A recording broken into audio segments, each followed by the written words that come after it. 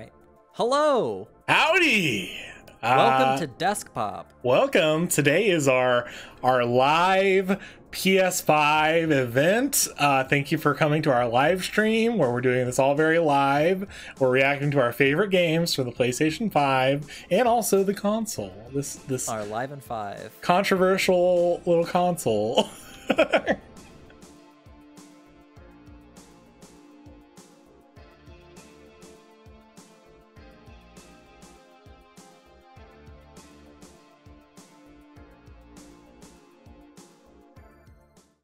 It's almost my birthday, so I made a couple purchases from the Pokemon store, and they arrived the other day. I'm very excited. I already have my Dunsparce. I probably will get a few more of these guys. I don't know if it's very bright. It's really bright, but yeah. I'm able to see the figure. Oh, there we go. Very cute, a little plush guy. I think I've shown him to you before. But new additions to this. So I had to get the Venusaur, obviously. I really love Venusaur, my favorite from Generation 1. Beautiful. I've always thought if I was going to be a gym leader, I would be... Well, Venusaur would be like the cornerstone of my gym team. So it's I either go grass or I go poison, right? So yeah, of course. Of course. I thought that I probably would be a poison gym leader. Okay. So... I love Crobat. Crobat is another one of my favorite Pokemon, and this is the cutest little plush that I've ever owned in my life. It's so, I knew it that outshadows Dunsparce. It's so cute. I love Dunsparce, but this of a Crobat is just, there's something about it. I can't wait till Togekiss. That's one I'm very excited for. But yes, no. So then this guy, which I expect you to pull out this life size. No. This abnormally large. Same size. This Muck. Oh. I love it so much. That's good. Oh, he's so cute. I love him. Building my little poison team. I guess my do gym leaders usually have a wild card Pokemon that's not of their type? Is that a thing? I think sometimes a gym leader will have something that fits the theme but and not complements the others, but it's not the exact type. So mine, I guess, would be Dunsparce. Okay. Nice. And those are from the Pokemon Center. Yeah. So they're only $10, which I know they're pretty small, but $10 is a pretty good price for these little guys. I feel I'd pay they're $10 for that. Yeah. Yeah, and I want to own so many of them. I went back and forth on how many do I buy, and then I kind of settled on let me just get the ones that I really like and would like to put somewhere, because as someone who is mid 20 somethings, about getting closer to 30 something, man, it seems bizarre to have so many stuffed animals. So I also disagree with free. Yeah, but it's what do you do with them? Because I don't want them on my bed, but I want to have them places, and so these fit perfectly in little shelving areas. So very excited for these. Haven't done too much else. I feel like it's been a pretty relaxing weekend. I've taken it pretty slow. How about you? What have you been up to, Andy? So the PlayStation 5 event happened, obviously, and we're gonna get into that in depth a little later. We will sink our proverbial teeth into it. But that has, after watching it, I've kind of come back to some of the PlayStation 4 eventual classics, or the big PS4 titles right now. So I've been playing Spider-Man a lot. I tried playing Minecraft Dungeons a little bit as well. I'd like to set more time to playing that a little bit more. I just did one level by myself, and then I kind of dropped it. Dana's been obsessed with Red Dead Redemption 2, so I've been watching her play that. And I've been working on, and I'll tease it, and I'm not going to mention it, and I'm sorry, but I've been working on the eventual Deskpop set, and it's going to be really cool, and I want to surprise people, and I'm going to surprise you with it, and it's going to be cool. I assure you. And if you don't like it, I'm going to be devastated. I will love like a child receiving a gift for Father's Day. I will love anything that you make. Okay, cool. Because or a father receiving a gift for Father's Day. Why did I say I am child? You know, whenever your dad gives you a gift on his child father Father's Day, your child father. Yeah, so I am super excited about it, and I cannot wait to unveil it. I tested it out with this web camera earlier today, and yeah. it's almost there. We're so close. But yeah, so that's what I've been working on. Again, super excited to show it off, and maybe even if we don't record together, I'll still try to see if I can maybe set up my web camera over there. So yeah, I think that'd be good. Look. Yeah. Cool. Well, cool. We have a pretty big episode, so I guess let's just get into it. We're talking about the PlayStation 5 Event. I don't know if there's a different name for it, but it's just the I know that they have showcase. The State of Plays. They have what's called the State of Play. I don't know if this was under that label, but you know, PlayStation 5 Event is fine, I guess. Yeah. Everybody, you know what I'm talking about. Yeah. I know what you're talking about. We're speaking the same language. Yeah, I saw your cursor go over to that on our Google Doc, and I was like, are you going to type in parentheses State of Play? No. Yeah, so before we jump into the specifics, let's just go ahead and jump in with our overall thoughts on it. Just cram everything into this sandwich, and our enough with the food thing. That wasn't going anywhere. What did you think of the whole thing? Well, I have to say I'm not a huge fan of preview events like this. I'm kind of a consumer that's like, I want you to tell me about something a month before it's out, and I want to get it and play it. Like right now, cool. You know, I'm excited, I guess, that these are happening, and there were a couple gems that I saw in this showcase that stood out to me especially. But I don't know. I just feel like knowing that these exist doesn't do anything for me, or that they're being worked on. I'm like, that's cool. All right. What about you? Okay. What were your thoughts? So I have almost the exact opposite mentality about things like this. I know I live for things like this because I am the super consumer. So to bide my time in between releases of these products, I like being given these trailers in rapid succession because I'll be breaking these trailers apart and dissecting them and speculating with other people for large periods of time, like right now, until it comes out. So I have fun kind of talking about the trailers with people and stuff like. And then, what is Xbox gonna do? I like getting into that whole. There's that competition between them, and they're gonna have to show off some stuff. So I like feeding into it because it's like this. It's almost like when you go to like a little cousin softball game or something. Like you don't care who wins, but you try to get into it anyway. So that's my mentality. I'm just like, let me just pretend that I care a lot about this just so I can get that. You get on the field and you scream at the umpire. Yeah. Get the sense of camaraderie with all the other people who probably have an unhealthy obsession with PlayStation. And just, like we're both relating on the same thing. This is great. Let's freak out together. I counted the games shown in this, and there were 25 games shown in this. A huge chunk of them were first-time reveals. So that's pretty good. I never counted before, but 25 feels like a big number, and a lot of them didn't seem like filler to me. It did, and I was actually shocked, too, that there weren't more sequels to things. That was something I was like, wow, they're trying a lot of new things, which is cool. I mean, not them in particular, but game developers and stuff, you know. And it also seems like indie voices are kind of heightened now, especially in this. We didn't see... I could probably count the number of first-person shooters on one hand that we saw. A lot of them were very narrative-driven, or it seemed like they were narrative-driven, and they seemed more unconventional as opposed to, oh, here's a generic, or not generic, but you know what I mean, like God of War, Call of Duty, or some huge studio manufactured machine that's been focus grouped and tested.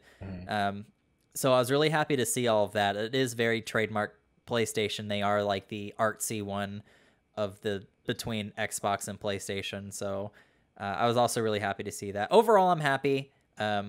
We'll talk about the console itself at the end. Yeah. But that was, believe it or not, that was like my least favorite part of the whole thing. Yeah. And I believe it.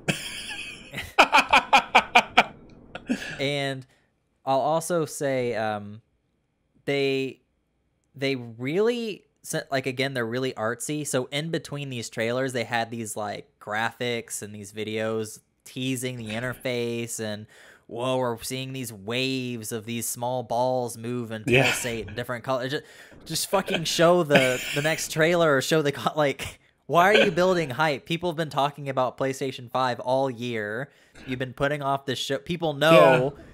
It's like, it's not a surprise. Just everyone's watching. I didn't think of it so much as like, it just kind of passed the time in between like transitions. I didn't think it was like jarring. I thought it would be better than playing a new trailer immediately after an old, like another one. You know what I mean? I just felt like they were getting longer and longer in between each one. I thought it was fine. The thing I didn't love was the people that talk in between each trailer. That kills me. I'm like, I don't care. You know what I mean? Like, I know like a lot of it's usually just like a head of a studio or like, and I'm like, that's great, but okay. Trying hard to desperately like, please associate our studio name with this if you like this game. But it really annoys me when we hear this generation's, or this upcoming generation's buzzwords of 4K Ultra Blu-ray, SSD, ray tracing. Ray tracing is what I heard over and over again. It's like that's like, oh, I have 4 wheels in this car that I bought. Like that's the new standard. It would be annoying if it did not have that. You're not giving us a gift by giving us these things. So I know it's not a new observation, but just it's funny to see that, because that's the war between Xbox and PlayStation. It's always that, like, oh, like we have to have the best technology in our systems, and it's so good and so amazing, and it looks like you're in a movie, it's so real. And then Nintendo is just like, whatever. It's just a battle of IP now. I think graphics have come to a point where teraflops and ray tracing and all whatever, it will eventually mean nothing. There will be a standard that it just is all, our human eye can't perceive anything greater. I mean, even with high-end Xbox One and PlayStation 4 games, I can't really tell the graphical difference between those two. If you show me the Spider-Man game and tell me it's running on an Xbox, I wouldn't argue with you. Like, sure, it could very well could be. So that is annoying that we're still in this mindset of, it reminds me of when I was a kid and I'm just like, let me plug in the component cables on trying to sound technical in front of my parents. It's like, you're bullshitting to me right now. Like, it's the new PlayStation. I think that's just the standard of like device showcases though. Like, think of like, anytime you see like an iPhone reveal or something, there's always that like bullshit of like, okay, you're reading like specifications. 2.4 megapixels in this camera, and it's like, it's okay, like that means something to someone, but not just the average consumer. You know what I mean? So I don't know. It's just it always just feels weird when they say that. But another thing I'll say is a lot of the trailers focus, kind of what I said earlier, focus a lot on establishing IP and world building. A lot of the trailers, I couldn't tell you what genre game they were or what the gameplay looked like, because it was just like cinematic shots of characters walking around in a world and with crazy orchestral music. And so that was kind of annoying me. It's just, this looks really cool, I really like this. I don't know what kind of game this is, or I don't know what, like, they all was a take Pixar short, it would be great. But they all take a page out of the same book, and they're like, "Look at this! Wow, we're so far up our own ass. It looks so amazing." I'm like, "All right, sell you on this world and these characters," and it's just that's great. But again, there are games like we both made lists of games we'd like to highlight and talk about. We were supposed to make lists. And there were a couple that I really liked the presentations for, but I don't know what kind of game it is. Okay, sure. But that's fair. A lot of them, it wasn't really... I think that's been a controversy of, like, they show gameplay, or they show trailers, and they'll imply that it's gameplay in some way, and then it ends up not being. In this showcase, there were a lot of moments that kind of felt like that. I was like, is this gameplay? I was like, Yeah. And then there's always the whole, like, the PlayStation 5's not out yet, and so it's like the Spider-Man puddle thing where it's like, whoa, this looks so good in the reveal, but then when it launches, it doesn't look as good. I mean, I don't think that's really going to matter. Yeah, that never really bothers me. I feel like there's always a crowd of people that get pretty rambunctious when they find that out, but it's fine. I just want to play. What matters to me is not about graphics in a game necessarily. It's about, like, the story that I'm being told, the aesthetic that I'm seeing, how well it plays. Like, there's a lot of other things that matter before graphics necessarily does, I think graphics have come so far that I'd like it to continue advancing, but it is no longer a priority for me whatsoever when getting a game. I think the name of the game now is stylizing things in a way that makes it unique, because just making it look realistic isn't doing it for me at all anymore. It's there's so many live action movies and stuff that, like, I can just watch a movie if but anywho, if we both are kind of finished with our general thoughts on it, we can go ahead and jump in to our first. So again, 25 games were shown. We're not going to go into detail on all of them. We both picked 3, so we're going to be talking about 6 in total. The first one is both of our favorites, or our favorite game that was shown, Little Devil Inside. Yeah. Do you want to go ahead and get the ball rolling on that one? Yeah, so I thought this trailer was actually pretty unique compared to all the others, because you're seeing this story told of, like, it was comedic, but you still got the sense of, like, the world and the characters and everything. You're seeing the story of, like, what I would imagine is the main protagonist, and then also, like, his butler, I kind of gathered, and they're living these, like, the adventurer, the hero, is, like, out, like, and life sucks and it's hard, and he's, like, he's slaying monsters, and he's, like, very cold, or he's hungry, or, like, whatever, like what a real, like, adventurer would be going through. And then the butler at home is, like, eating a nice meal, taking a bath, and they keep doing this parallel, which I thought was funny. And then not often do game trailers pull off comedy well, and so I thought this was good. That was very I actually laughed out loud. There's a poop joke in the trailer, and it killed me. And that was kind of the nail in the coffin as for, like, I'm going to buy this game. Yeah, I think we both are. This was, like, when we were talking about top 3 lists, and you were like, I wanted to tell you this one, like, as quick as possible, because I was like, I want this one. And you were like, man, I chose this one too. I was like, the first thing I wrote in the first couple of seconds of seeing the trailer for the first time, in all caps, I wrote, I love this. I don't care what it is, because again, it was kind of like that. I don't know what kind of genre this game is or how it's going to play, but it's so stylized. I think you mentioned is very similar to Scott Pilgrim. Yeah, I was gonna say, it looks like the character's character design and, like, the eyes and the eyebrows really reminded me of the Scott Pilgrim graphic novel, which I really like. Yeah. Which, now that you've mentioned that's probably why I like it so much. But I love that. But it didn't feel like a rip-off of that. It felt like just that was kind of an element that I saw that reminded me of something, but overall, it looked very fresh and cool. I liked it. Yeah. I really like that again, like the stylized thing, because like this is what I think graphics are building towards, because there are lots of shots and scenes in this trailer of him or the main character fighting a bunch of different monsters in open areas and stuff, which might have been impossible before because only a certain number of characters can be on screen at the same time, or the map can only be, it needs to be restricted in some way. But it looks like some sort of monster hunting game. There's a lot of different settings, which I thought was really interesting. Most of the time in games like this, you're kind of stuck in one or two areas, and then sequels kind of take it further.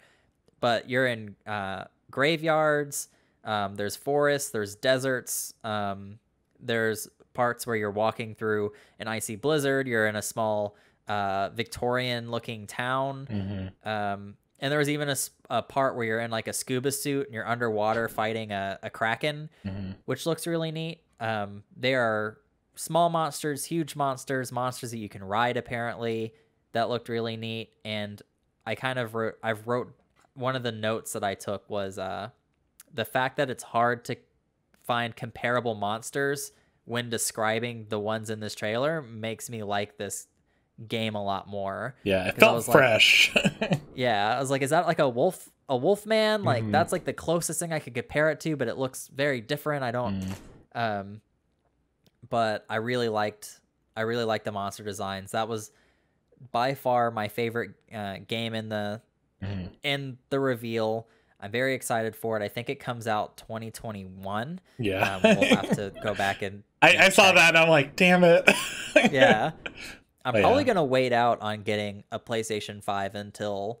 I will be waiting until a game I want comes out.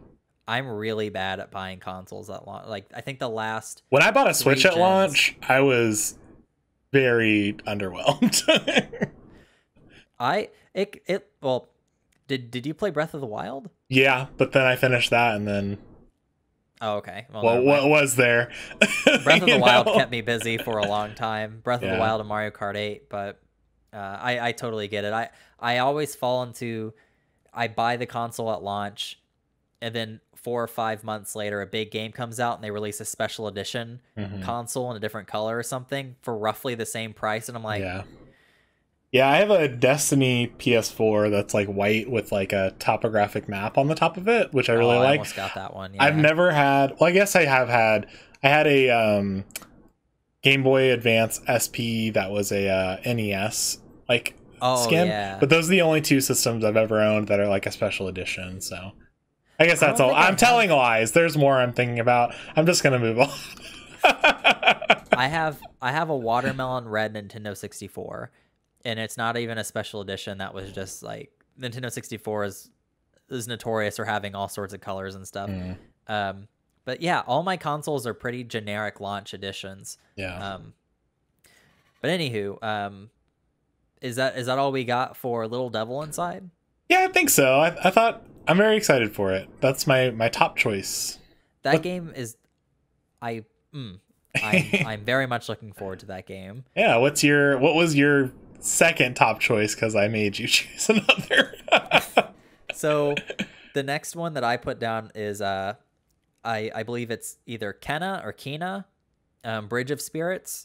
I really like this one. This one looks like a third person action game similar to the latest God of War game. It looks, the aesthetics look like this is a continued pattern in all of mine. They're all very stylized. But it looks like an Overwatch animated short mixed with like Kubo and the Two Strings, if you've seen that. I was getting kind of like, I haven't seen that, but I was getting like Ghibli vibes from like the creatures and everything like that. Oh yeah. Not the style necessarily, but just the little creatures, the little furball things. Yeah. They kind of reminded me of Furbies, but not terrifying. It reminded me of like Furby Pikmin. Yeah, it definitely seems like a Pikmin style game. This one definitely showed shots that were heavily implied to be gameplay. That's how I'm able to kind of say I think it's a third-person action game. And it looks like it is Again, third-person action game. You're fighting. You're using spears and arrows and projectiles, but it also looks like you're managing small fleets of these fur creatures, similar to controlling Pikmin, which is also really exciting to me. And again, graphics-wise, it looks so indistinguishable from just a Pixar or an Overwatch animated short, and I love that. Yeah, like Kingdom Hearts, the latest Kingdom Hearts game, when I was playing it through and they recreated the Let It Go, the whole song, and everybody hated it. I wasn't a huge fan of it either, but it was so cool that they were able to recreate that and have it look almost indistinguishable from the movie.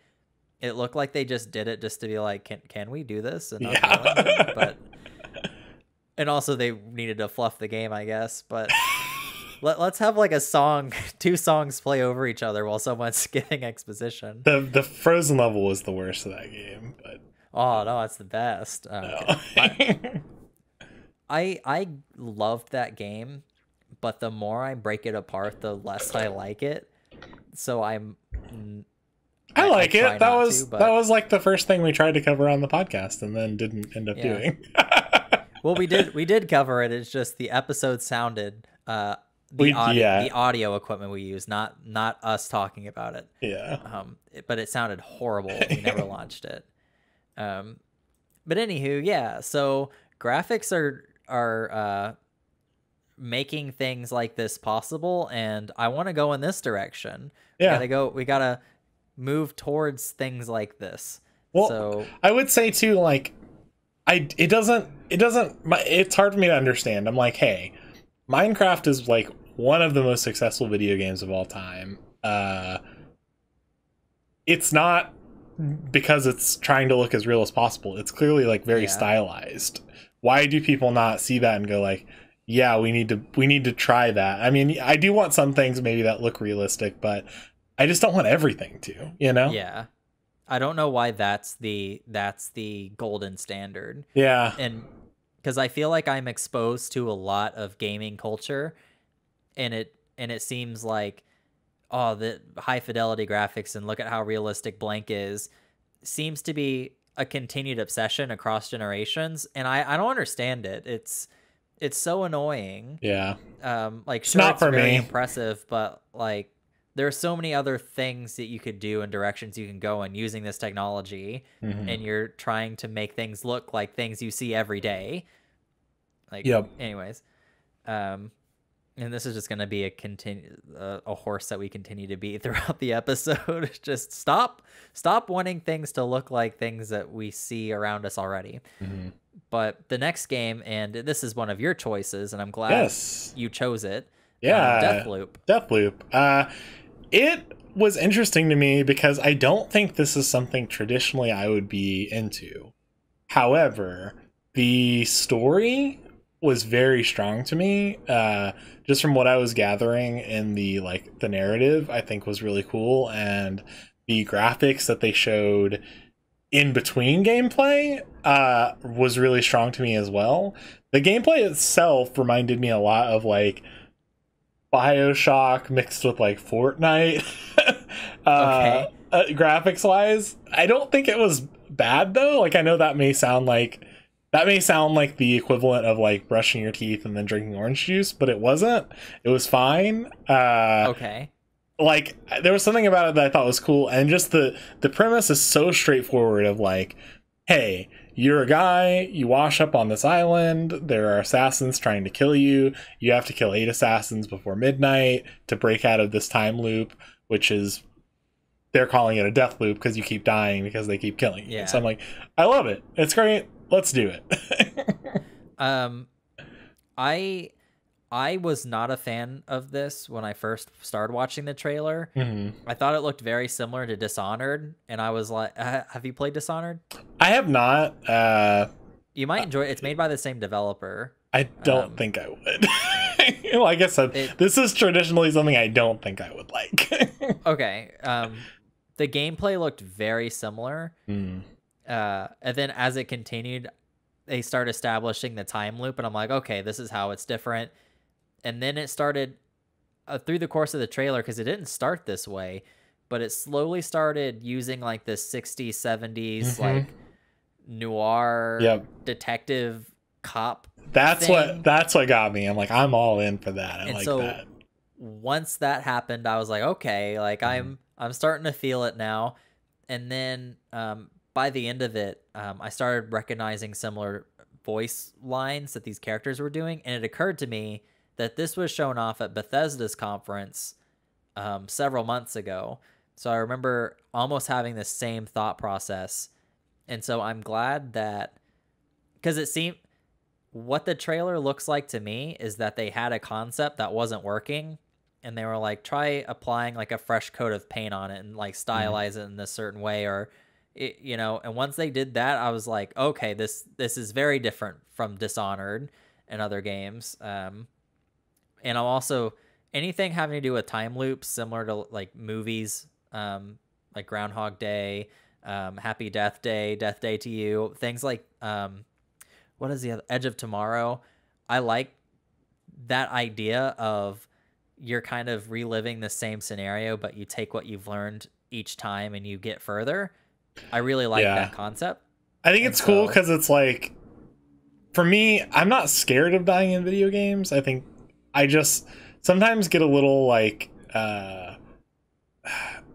overwhelmed. I don't know what the word is. Not overwhelmed, but just sometimes I get a little like consequences are too scary. Like, I'm like, I don't want to die and lose everything, or I don't want to die. Like, and so this way I'm like, that doesn't seem so scary, because it's like the way it showed in the trailer, the way it played, maybe that's not gameplay, but the way it showed in the trailer, like you die and he's like, oh shit, and he like rewinds time. I'm like, oh, I like that. Yeah.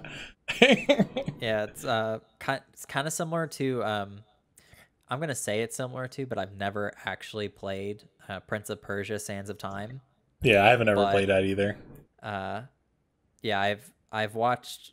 I have a good friend of mine who really liked that game, so I've kind of glanced at gameplay, but I'm pretty sure it explores a similar concept to that. Maybe I think it does. But yeah, I'm excited for this. I think that this is really cool, and again, like, it's a first-person shooter, but it's not just the run and gun type.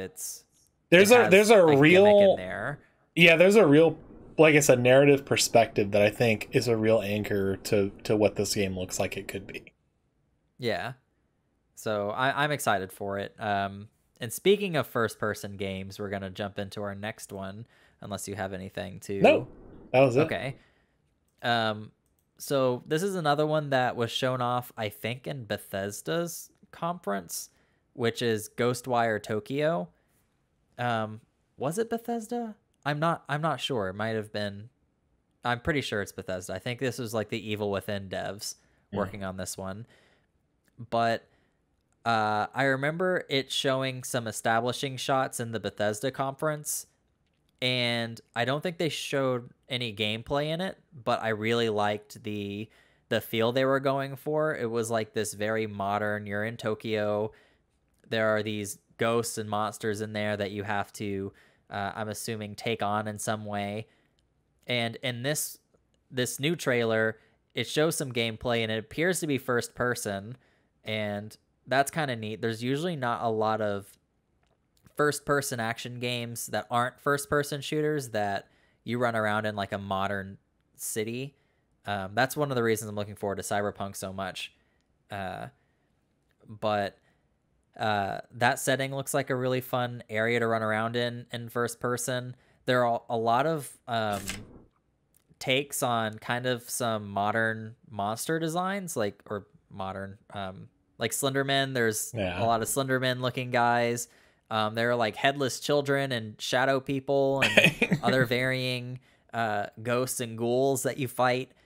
And the combat looks really neat. You're like casting spells from your hands, and you're doing all these like Doctor Strange hand motions and stuff.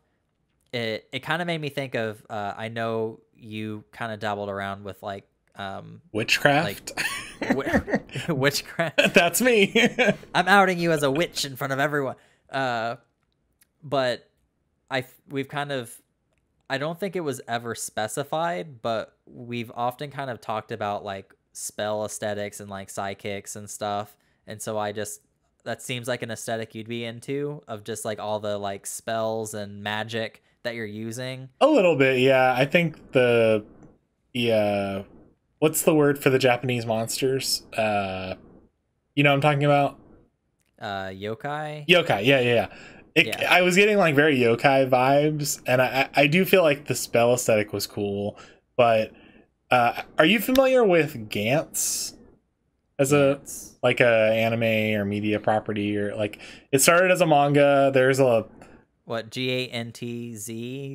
There's like a 3D movie on Netflix, I think, of it.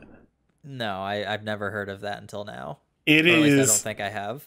I encourage you to maybe watch that, because it really reminded me of this. Like, I was watching the gameplay and I was like, this would be cool to play, but I was like, man, it really reminds me of Gantz. Like, okay, I've written it down.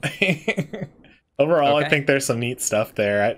The Slender Man, we already talked. He's not very tall, so I'm wondering, is that really a Slender Man, or is that like the royalty-free Slender Man? if I see a white faceless creature in a suit, I'm gonna think Slender Man. But in the credits, is he gonna roll past as like guy in Zentai suit? Like, how, you know? Yeah. Are they ever gonna call him Slender Man? I don't know. Suit monster. Mm-hmm. But yeah, do you have any other thoughts on that one, or? No, this is a game that I think I'll watch someone play, maybe. I don't know. It looks a little more action than horror, and I'm not a huge fan of action games, like pure action. I do like watching horror games just because I like to see the story, and I don't like to play them because I'm a little scaredy baby. But yeah, I don't know.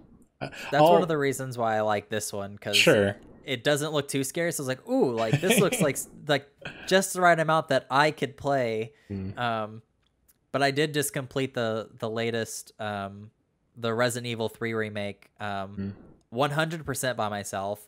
Good for you. And so I feel like I'm growing too. What a strong, brave boy you are. I'm honestly so proud of myself for beating that game. I could. So here's the thing. I can see myself sitting down to do it, but it's just I have this like, I don't have the desire to. I don't want to be scared that way. But I think I could do that. I don't think it's like beyond the realm of possibility, because even in Overwatch, like, I don't ever get scared, but I do sometimes get a little like I keep wanting to use words I can't think of. Trepidatious, okay. Is that the word? I want to play ranked matches a lot of times, and then I get a little like, I don't know, like I'm not very good, like I don't want to, I'm not bad, but I sometimes get in my own head. Yeah. And I feel like the same way with horror. I'm like, I don't know, I'm a little scared. There are some games that like the gameplay is so good that I'm willing to get past being scared to play. Like with Resident Evil 3, something would scare me, and so I would stop playing. But you'd shut off the TV.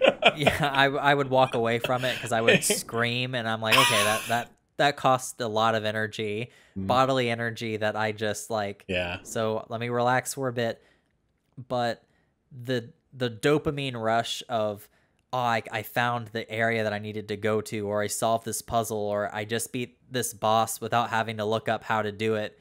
It feels so good that I'm like, man, like that was really scary, and I don't want to get scared again, but I really want that feeling again. So I gotta keep going. You're addicted. Yeah, it's just, yeah. If I didn't have like a huge incentive to keep going, like the PT demo, or you kind of, I mean, there's so much hidden stuff in there, but if you just do the base walking around a whole bunch, I don't have incentive to finish it. Sure. It doesn't feel good. I'm just getting scared, so I don't want to play that. Yeah.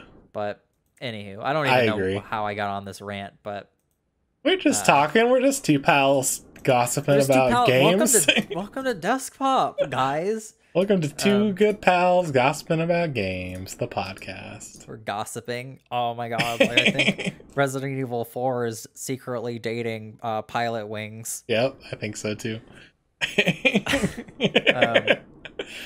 But speaking of Bugsnax, that's the next one on our list. Yeah. Yeah, I'll let you take it away on this Okay. one. You seem very excited to talk about it. This is my third, and I had a feeling you would not pick this one up, so I was pretty confident. I was like, I want this one as my third game that I'm most excited about. It gave me very like God, why am I'm such at a loss for words Viva today? Pinata. It gave me very Viva Pinata vibes. It felt cute. I liked the idea is relatively unique. Like, okay, you're eating food and then you become the food, and then like what really sold me on it is in the trailer when I guess it's the mayor has eaten hot dogs or whatever, and he can't pick up something like to put out a fire because his hands are like sausages. I was like, oh, that's funny. Like it's at least understands the world it's building. Some games will build a game world and then never take it anywhere that's like self-referential, or you know what I mean? I'm like, we say shit all the time in like real holes in life. the story and stuff. Yeah. Well, I mean, I just like we exist in real life, and I don't know. That's a weird thing to say. We exist in real life. We're real. We're two real people talking right now. We promise. This podcast is real. This isn't manufactured. We're not advanced AI. I hope not. I feel like we in the current world we live in, especially the current climate, are often like we're making jokes like, oh, I wish fucking aliens would just come take me away from this awful planet, or like stuff like people who exist in a world make self-referential humor about that world. Like, and so when I see something do that, I'm like, okay, like I see you understand, you understand more than just like, I'm taking you to this cool world where you get to do a cool thing. I'm like, well, you add a comedic element to it, and you honestly make it a little more believable by doing that, by poking fun at yourself, you know, or at least letting your guard down and making me like, oh, okay, they're in on it a little bit too. I can make fun of it, you know, they're making fun of themselves, like, you know.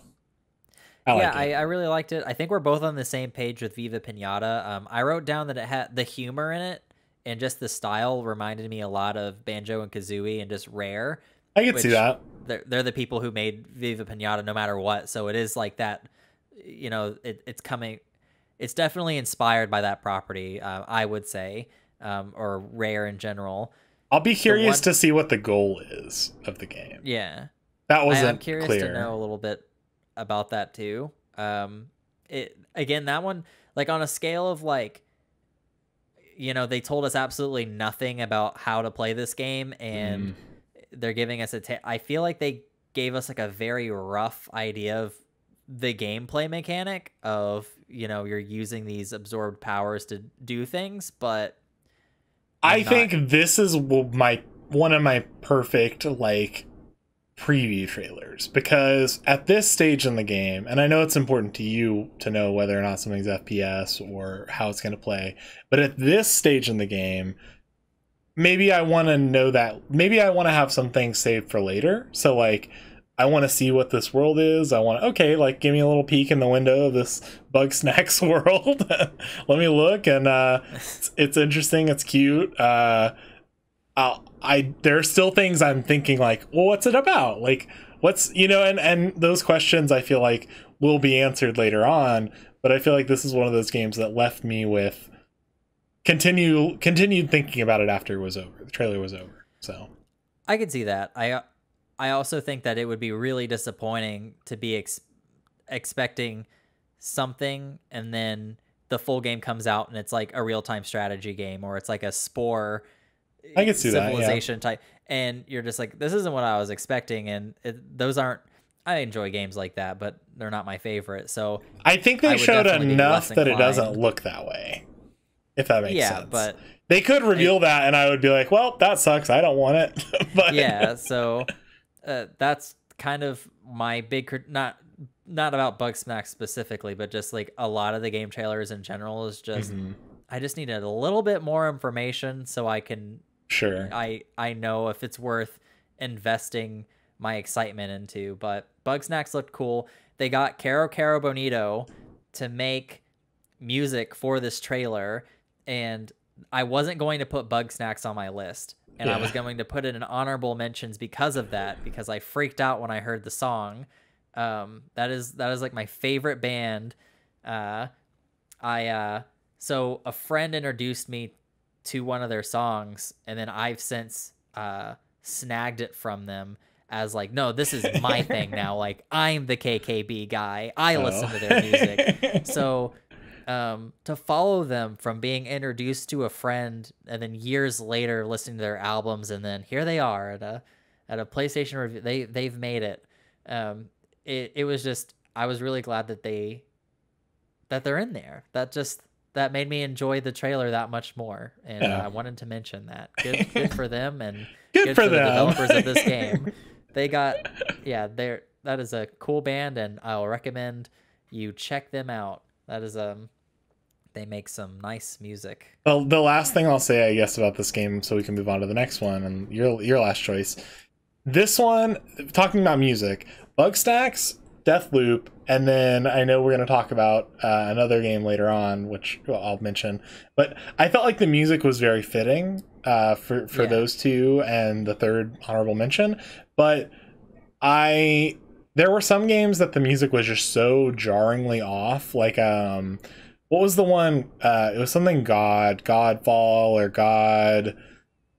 You know what I'm talking about? It was like, wear armor and fight, and it was like hip hop music, and I was like, what is this? I was like, no. I saw that.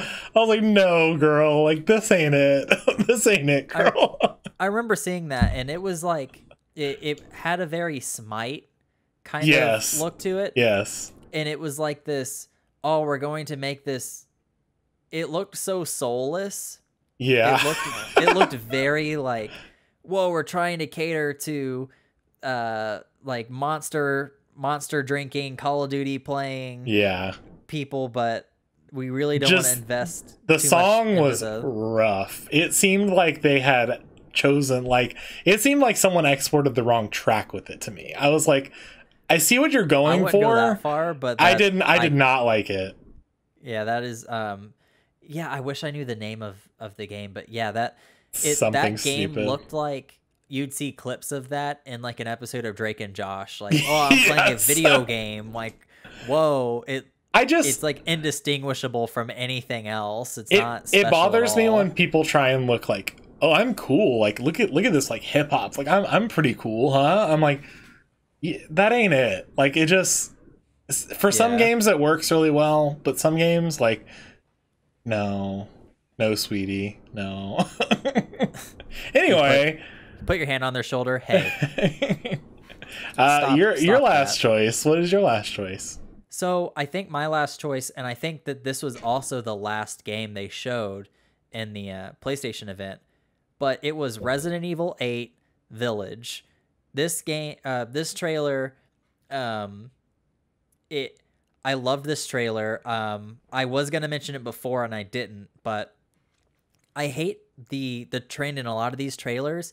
They don't tell you the title of the game first.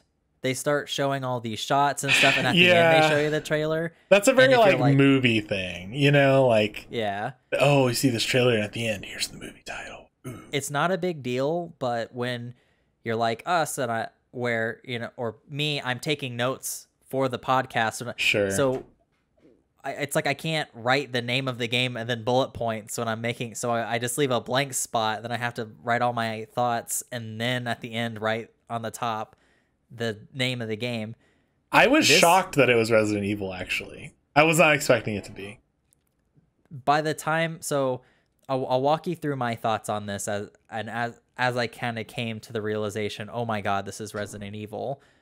And this trailer itself made me omit my complaint of the trailers for all the games before this, because like this trailer, I love this trailer so much because it does that. So it's this grandmother or this mom telling this fairy tale story. It's kind of creepy. And as they're telling this tale, it takes us to the woods, and someone's knocking on a cabin, and this old man opens the door and he's like, "Who's there?" And he's firing this gun, and he's like, "No, it's just me. It's whatever." So I'm like, okay, this is a very generic, scary game that takes place in the woods. There are lots of these. That taking us to the forest is the newest trend in horror movie or horror games. It reminded me of the Blair Witch gameplay trailer. Like it was kind of like that, where and they don't tell you it's Blair Witch until the end, and I was like, oh, okay, this is kind of feeling like that. Yeah, so I was kind of thinking that. I was like, we went from insane asylums to just the woods. This is the new trend, whatever. So the old man's really cautious or whatever. A hand bursts through the ceiling and like pulls the guy up, and it looked like a wolf man or something. And so I'm like, oh, so this is a werewolf game. We don't get a lot of those, and that kind of omits certain franchises from my mind. Like, it's not Resident Evil. They don't do werewolves or whatever. Like, what is this? Cuts to a few more scenes. Now we're going to like a gothic castle, and I'm like, is this like a Castlevania thing? Maybe. It cuts to a few more shots. There's like these three witch-looking characters, some other kind of unique looking, I'd say, villains, which are kind of unique for scary games. And I was like, I think this might be Resident Evil. And then it cuts to a very brief shot of like a horseshoe and some other like symbolic metal tokens on a table. I'm like, I think this is Resident Evil because it kind of reminds me of the different shapes that you put on the doors. And it kind of continues, and then it goes to the title of it says Village, and you're like, okay, that's a little weird. And then the V, and then the I, and then the first L, first L of Village turns into Roman numeral 8, and I'm just like, oh, I was fucking bazinga. Like, I was just I was bamboozled into, I was trying to remember bamboozled and I said bazinga. I was bamboozled into believing that this wasn't Resident Evil, and it fucking was. It looks like it's first person again. You're playing as a protagonist from Resident Evil 7. It looks so fucking cool. I'm all about the witch coven people and werewolves. That's gonna be fucking terrifying and great. I don't know about the theme. On one hand, I don't want Resident Evil to always be pigeonholed to like have just kind of zombie characters, but at the same time, I remember, is it Resident Evil? Was it? I know 4 dealt with cults. Was it 5? Which one was in Africa? That one was 5. I like they went a different direction from 6. Like traditional zombies. It started to. I'm not the biggest fan of Resident Evil, but in like 2 and 3, like it's very like, just zombie kind of forward, and like maybe a big bad that's a little bit different, and like this, I don't know if I love this. You know what I mean? Did you play 7 by chance? I watched it all the way through, but I didn't play it. I did. There were moments I liked about it, but overall it was like, I think there's like a divide with like the early Resident Evil games are very like, I think all zombie games should play exactly like the Resident Evil 2 and 3 remakes. I really like those games. Resident Evil 7, I think, is playing it's a completely different beast in itself. But it's just it's kind of just using the name of Resident Evil at a certain point. Like, and you might disagree, but that's kind of how I feel of like, yeah, I get it, but at this point you're just riding off the coattails of the property, the name, and you're having some characters that overlap, but is this really... I think the core gameplay loop of Resident Evil, like, I think Resident Evil is more about exploring the same map and having access to more spots throughout the game and using the very trademark Resident Evil, oh, this is the clover key, and this opens up the clover door, and you talk to someone on the radio. When I think of Resident Evil, I think that there's a big gimmicky monster that chases you around. Well, like Mr. X isn't really a zombie. No, and that's what I mean. Like, I feel like there's always one like main villain or something that's like not a zombie, but the fodder around you is zombies, and I don't know. There's a certain point where it's like that is great, and I feel like that it obviously those exist in a time capsule that I could go back and play whenever if I ever chose to. Sure. So that doesn't take anything away from this new game entering the ecosystem of Resident Evil. But I just, how do you? It reminded me of like Outlast or something. Like, and that's a negative point in my book. I'm like, yeah, Outlast is good, but I want Resident Evil to have a consistent, like, strong brand image that's like, that is something special, rather than like, yeah, now we just do spooky. Now we just, yeah, just it's spooky ooky. I don't know. I disagree, but Sure. I see where you're coming from. Sure. I don't think there's anything else I could really say to counter that, other than we'll just have to wait for the game to see if they do, because I don't think there are any zombies in the trailer. Nope. There might be zombies in the game, but I'm really excited about it. I'm like, bring on the new monsters.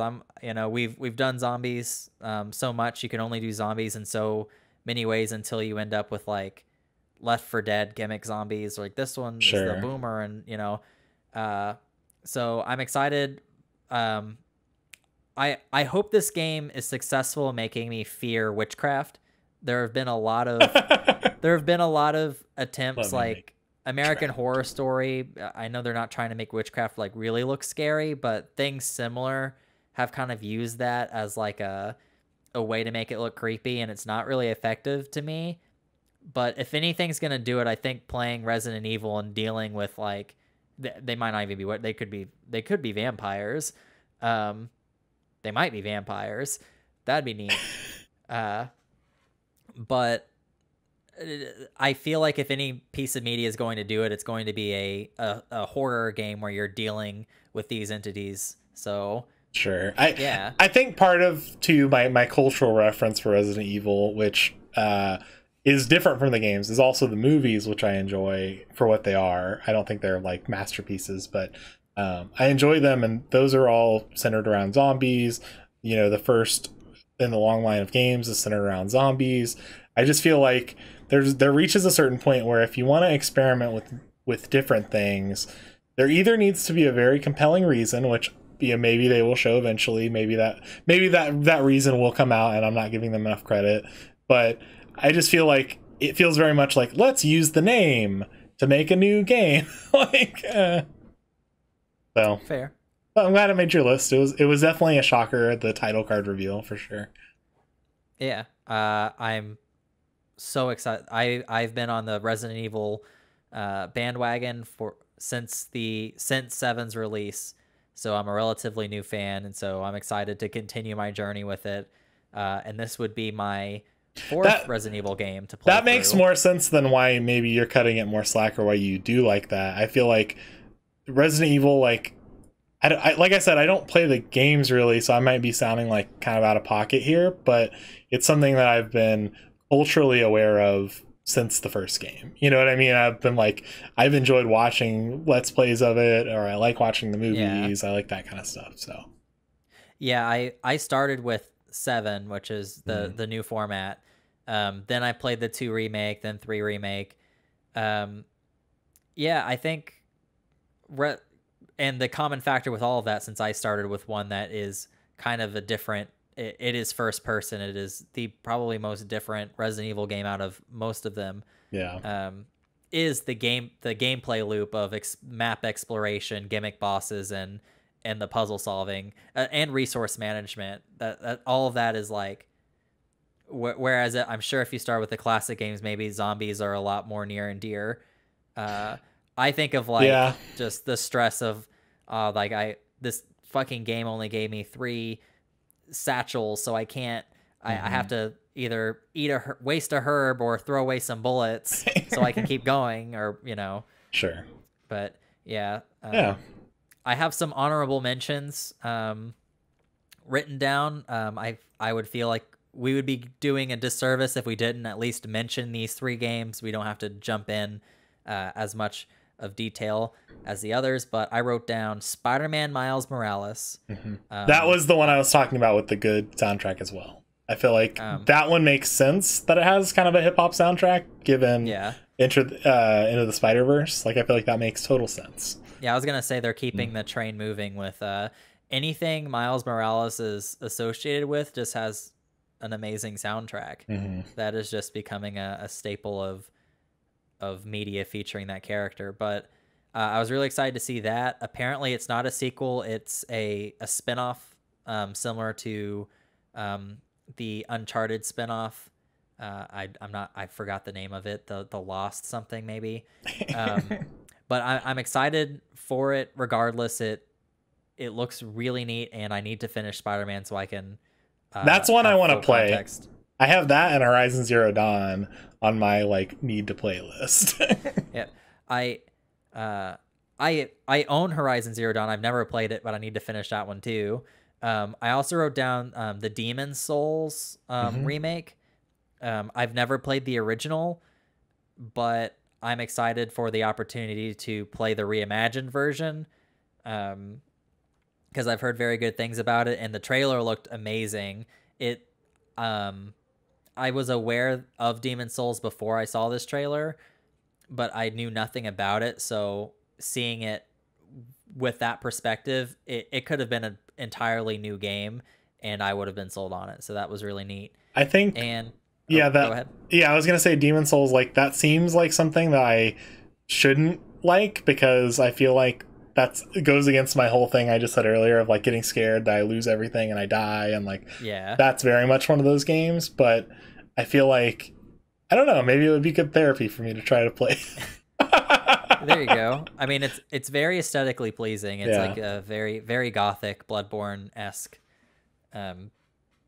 or I guess Bloodborne is Demon's Souls-esque because Demon's Souls came first. But the last honorable mention I wrote down was Stray. I figured you would like this one. The universe looked really cool. I was kind of turned off at the end where the game is called Stray, so I feel like it insinuates you are playing as the cat that's exploring this town controlled by, or this world inhabited by computer people. I was like, oh, you play as a cat? Like, I want to play as one of those cool looking computer guys. I'm shocked. I would have thought like the cat would have been a selling point for you. No, I feel like the cat was really cool, but I don't want to play as a cat. I'd like to interact with the cat. I'd like to pet the cat, but I don't want to be the cat. So that's why I didn't make my official list. But up until that point, I was pretty much sold. We'll have to see if, maybe they can sell me on being a cat. As of right now, I don't want to be a cat, but we'll see. We'll see. I have a dishonorable mention. Okay. Volcano High. I do not like it. I don't ever want to see it. Not a fan. It seems like it's catering to the what is it? Into the Woods, or Through the Woods audience of this like angsty teen drama. I was getting also the humor of Undertale. Like Life is Strange, Undertale, like. And I know there's an audience for it, and I did enjoy Undertale too, but it's just something about this. I was like, I don't like the aesthetics. I'm not a huge fan of like I'm a teen in high school, and like this is just my everyday slice of life, and I'm also a dinosaur. What? Like, not a fan. Yeah, I think I'm going to play it. I think the most positive thing I'll say about this is I even went out of my way to write this down while I was watching the PlayStation event. I love the logo. The comet swoops down from the top of the logo down, and it forges the diagonal line of the N in Volcano. Maybe they started with the logo. They created something really cool, and they're like, now we got to make a game because I got to use this cool logo. Wouldn't be surprised. But I love the logo. I feel like if I were still in high school, I'd probably really like this game. Maybe, yeah. I'd really like it. It seems it really caters to my like Netflix's 13 Reasons Why Riverdale part of me. The anthropomorphic dinosaur people is where I'm lost, because I see that and I'm like, the snouts were just so gross to me. I was like, I don't like it. Things can descend into cringe so easily with that universe of characters. So we'll see if it does become full cringe. I am going to play it. there are maybe 2 or 3 games that were in this reveal that I probably won't play. I'll probably play everything else. So I don't. we'll have to do a let's play of it. I don't play a lot of it. See you suffer through I don't want to do a a half let's play hour of this. that game. Ooh, please. Whatever no. it is it a Yeah. visual novel? Who knows? It's another Yeah, game that I it doesn't get tell you what it is. that one. I get a lot of vibes that it's just another, like, just a visual novel. It's not anything. I'm like, not a It fan. looks like it's an Into the Woods or Lost in the Woods, Through the Woods, something the woods. I get what you're referencing, but I forget the actual title of it as well. Yeah, but not a fan. It looks like a very or not simplistic, because I think that might be an insulting word, but a platformer type game that's also a visual novel. There's some supplementary gameplay between the visual novel segments. I feel like in terms of like Monster Prom is like an example of something I like, and this is something I don't like. So I guess that's maybe a little hypocritical of me, but there's something in maybe the character design. You draw the lines at dinosaurs. I think the character design, people. The character design, and the way they try and make it dramatic, I did not like. Because Monster Prom is like very comedic and kind of lighthearted, and this one felt like, man, we're just a couple of teens on the beach at a bonfire. Man, we're dinosaurs. What's the deal, man? Like not a fan. Not a fan. A work mission. I'd love to record a out podcast with you in that character. Gross. Okay. All right, I'll jump into it first because I'm on a roll right now. You go ahead. This fucking thing looks so fake. This looks like a very fake console render, fake leak that someone would reveal or release, trying to make people think that this is the PlayStation 5. Yeah. I cannot believe that this is a design choice that they have gone with. I can't believe the console is all white. Can you? It's such a no. I wrote console reveal. What the fuck? In my notes, in my little Bulbasaur sticky notes. Nice. Yeah, it looks so fucking fake. And I saw a comparison because they measured the disc slot and they put it next to several other consoles for comparison. This thing is fucking huge. Yeah. This console is so big. It's like this. You might as well be getting a. It looks like a gaming PC tower. This thing is monstrous. I think it's smaller than that for sure, but yeah. Also, so you can place it sideways, but the top is curved. I hate that. Yeah. I can't put my drinks on the new PlayStation. Can't put anything on it. There's no cup holders on this PlayStation. How dare they? I have a small how do I forget the type of TV? I have a very small penis, but we're not talking about that. We're talking about the TV, the box TVs, CRT. I have a CRT TV on top of my PlayStation 4. It's not plugged into that TV, but I just have it there because the PlayStation 4 is flat and you can put a TV on top of it. And you could just do things like that. You can stack your consoles or whatever because there's so many of them and there's so many boxes that plug into your TV. And you can't do that with this PlayStation. So it really limits where you can put it. Yeah, I mean, I feel like I think things will work out. I know that our instant reaction is like, oh my god, this is bad and like not good that they did this, but I'm like thinking about my current setup. I'm like, it would actually be better if I had my PS4 on its side. Like, I feel like it would save more space and like, I don't know. It makes me so self-conscious to put my consoles sideways because I'm like, what if my cat brushes up against it and it like falls over on its side when there's a disc in there? Sure. Like, insert freak accident resulting in it falling over. So I prefer my consoles sideways. I like the option being able to. Yeah. Well, I mean, you don't have the option with the Xbox really either. It's a vertical console as well. You know what I mean? Unless you can turn it to the. I mean, it would just be weird sitting on its side. Yeah, that is a good point because both consoles look super fucking weird and they both went in two different directions.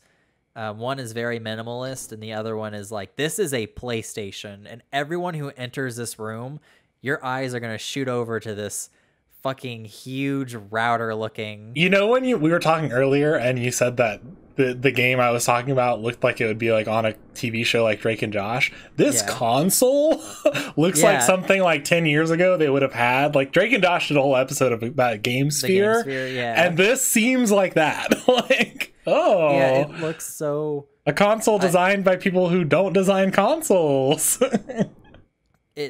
It's so weird because in the design space that we're at now, how do you design a new console and make it look like, because it needs to look different from the past PlayStation, so casual, like if your parents are buying you a console, they need to understand they are buying a different thing than the last thing they purchased. Sure. But you also need to make sure it doesn't look fucking stupid. And I feel like we haven't had any like bold console design since like the GameCube. I wouldn't consider it bold, but the GameCube is so good. It was a weird looking box with a handle on the side. Yeah. And to that credit, you can't put anything on top of that either. You know what I mean? Like, but I think that's a really cool design. It's neat and it sits on top of things, but I think up until the GameCube, though, like every console before it, you couldn't put anything on top of them. But we've entered the era where you can now. So, however, now I don't want to lose that function now that we have that. But given like that is probably an intentional design element because they don't want people putting things on top of the PS5. If it has all these new features that are going to be graphically working harder, then that might mean that it gets hotter as well, and they're probably factoring that into the design of like, if we create a console that people cannot physically mess it up by putting shit on top of it and making it overheat, like that'll be better in the long run. Then that makes a lot of sense. I mean, that's probably their mentality, because I don't understand the mentality of making a curved side to that machine, and not having that reason. Sure. So that probably makes sense. I'm the enemy for putting drinks on it. I felt the same way you did at first, but then I kind of felt like, it doesn't change much. It's so weird. So this console is so there was speculation that the Xbox One, when it was still in development, was going to be discless. We have since seen an all digital version of Xbox release. It's neat to see that the trend is continuing with this. There's a discless version and a disc using version of this console. I'm curious we weren't told a price point. We were not. So, I kind of, it's funny because the discless one, like when I saw them next to each other, the one with the disc looked like pregnant compared to the one that wasn't. I was going to say the same exact thing. Like, it's just like a huge bulge coming out of the side. I was like, that's interesting. Couldn't have made... yeah, it's weird. And depending on the sales of this thing, this might determine whether or not discless consoles are just a new thing moving forward. This may very well be the end of physical media, because console lifespans are usually like 7 years. So 7 years of people slowly getting acclimated to just buying physical or digital media. I don't think it'll be gone forever, but I don't think so, because I think there's still a lot of parts of the world where internet may not be quite so fast. Like I think kind of Stadia may have proven that, in terms of like, we're not ready for like a streaming only, or like our infrastructure isn't ready for that quite yet. And so if you give people only a digital option, and I'm saying maybe in the next 10 years that might change, but if you give people only a digital option, then that might reduce your sales overall. Sure. Yeah. But who knows? It might be the start of a curve. I think that if this upcoming generation doesn't do it, by the end of the one after this, I definitely think that it'll just be. I think discless consoles, and then you can pay like $130 to get like a peripheral that reads discs in itself. Like you just buy a disc reader, similar like I had purchased like a disc reader for my computer because my computer doesn't have a disc slot. It's something I just thought about right now, because I didn't really think about it. Like the whole gimmick of like the PS4 and like PS3 was like Blu-rays, right? Like that was like a Yeah. big thing. And so like they have really like, you know, I know movies eventually will be digital, like that will trend digital as well. I think movies will be a little bit more delayed than video games, just Yeah. given the audiences. There's an older audience that I think likes, you know, physical media for Blu-rays and DVDs and whatever. Yeah. But yeah, I don't know, that's interesting because like you think about it and it's like, well, most Blu-rays you buy now also come with like some sort of digital download code. But, you know, think about all these people with like old physical libraries. What is going to be the solution for that? Are they just going to have to rebuy everything, you know? Yeah. I mean, we've seen that transit, well, Or keep a Blu-ray player separately? for like, I'll say like so we've seen that kind of happen with, you know, VHS to DVDs, of people trying to recollect all the movies they've already had for VHS with DVD, and with DVD to Blu-ray, and CDs to Sure. digital media on iTunes. So that's just a cycle of things. It'll just be repackaged and everyone will just have to buy the same thing again, and it's gonna suck. It's a double-edged sword, because you get the physical media, then you risk it becoming outdated and having to buy a new device and repurchasing it, or you buy it exclusively like digital, and then the developers, or a deal doesn't go through, or it's patched out of existence, your license is taken away, and then you just don't have it anymore. Has that ever happened though? Is there a case of that happening? So there are a couple of games, like the Scott Pilgrim versus the World game is like a notable one of, it's a digital only thing, but it was removed from the store. So if you had purchased it and uninstalled it, I don't think you can reinstall it anymore. It is just gone unless you have an emulator or something. Interesting. And it's just the possibility of that happening as well. Like, I try to get physical media because I have my tinfoil hat, and I'm like, you know, one day the PlayStation servers are going to get hacked, or something's going to happen. The PlayStation store is going to go down or whatever. And then I'm not going to have my games anymore if I don't have them already installed. So like, same thing with like PT. PT's another one. Like, people just decided you can't have that anymore. So that's kind of the risk you have when you're dealing with digital. And if someone steals your account, you're fucked if you don't get it back. Sure. That happened to me with Xbox Live. I still can't get into my account, so I don't have the games I purchase anymore. Interesting. You take the same risk though. Like, I know I want to get back to the console in just a second, but you take the same risk buying physical stuff. You know, you could be robbed, or your house could. You know, I went through Hurricane Harvey, you know, a couple years ago, and like lost a lot of stuff, and so digital would have been good in that case. Yeah, there are pros and cons. So, because like, one or two things may get stolen, or one or two things may get destroyed. But if your account's hacked, literally everything's gone. Sure. Unless you have several. But two-factor authentication. One thing isn't better than the other. Sure. But regardless, we are trending that way. There's no price point. They said that it will be compatible with PSVR, though we didn't see any VR titles in this reveal, and we didn't see the VR headset in the promo images of all the consoles. So I'm curious if they have a new one in the works. Probably. Or what.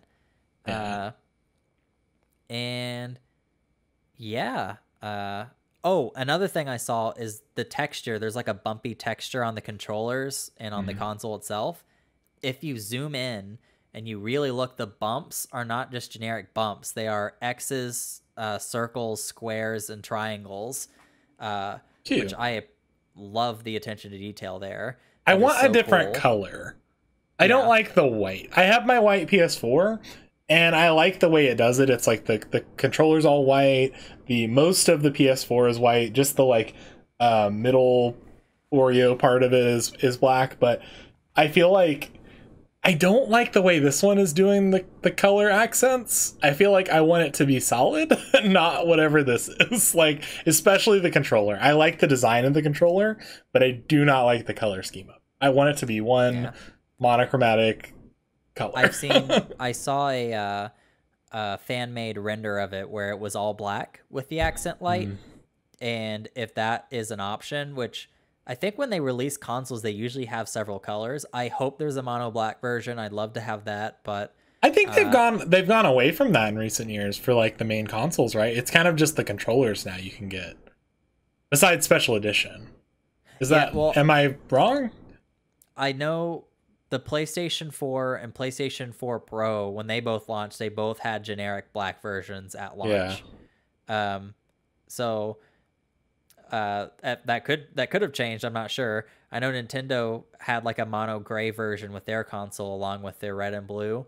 Nintendo's an outlier. They're playing their own, like Sony and Microsoft are in some sort of like, I don't know, I want to say like a baseball analogy. They're like on the field, and Nintendo is like in the like concession stand, like making food for people. Like it's like a totally different, like same arena, different game. Like but yeah, I don't think that mono black is outdated. I still think, but who knows? Maybe I'm super hesitant on getting this mono white console. The PS3, was that like silver? What was that? It launched black. Okay, because I remember like maybe it was like a mock-up design of it or something, or like an early prototype that was like, let me see. Maybe there were several colors when it launched, but you know the one with like the boomerang controller that I'm talking about? Yeah, that one was silver. Was that a PS3 thing? That was a PlayStation 3 thing. I don't think that console ever launched though. Okay. I think like the launch version of it was black. This is gonna okay. Never mind. Your video is like pretty like pixelated on my screen right now, and so it's fine on mine. Yeah, I figured, but yeah. So I guess to wrap things up, because I think it's fair to say we're both going to get the PlayStation 5 at some point. Yes, I have been a loyal consumer of Nintendo, and then also most of Sony. I'm not the biggest. I own a PC, so I don't ever feel the need to buy an Xbox console, because typically everything's shared between those two things, and anything I want to play, I'd rather play with a keyboard and mouse. But yeah, where was I going with that? Yeah, I'll be buying it. I'm a hardcore collector, so I try to have one iteration of every major console so I can play the exclusives. So I'm definitely going to get the PlayStation 5. It's definitely a higher priority than Xbox right now, just given Xbox's recent track record of also porting their newer games to PC. But the last question I will ask is, how much money would you be willing to pay for this new console? Where do you draw the line?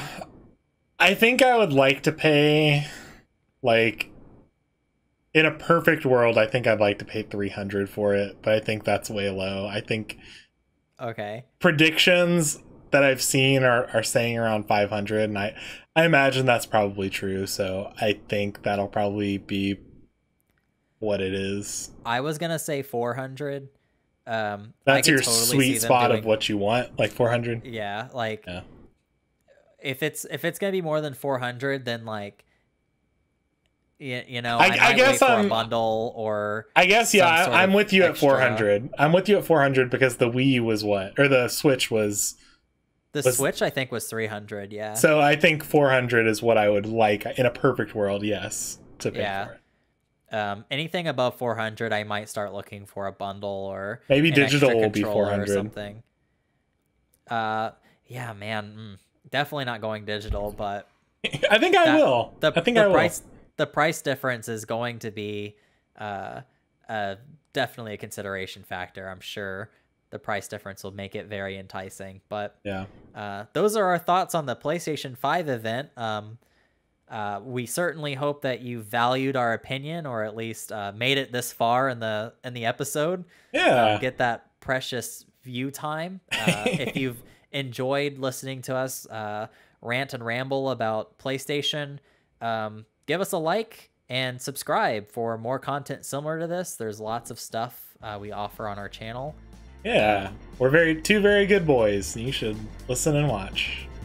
And lastly, if you have any ideas on things we can talk about, or if you want to reach out, contact us at DeskPopCast on all social media platforms, or DeskPopCast@gmail.com.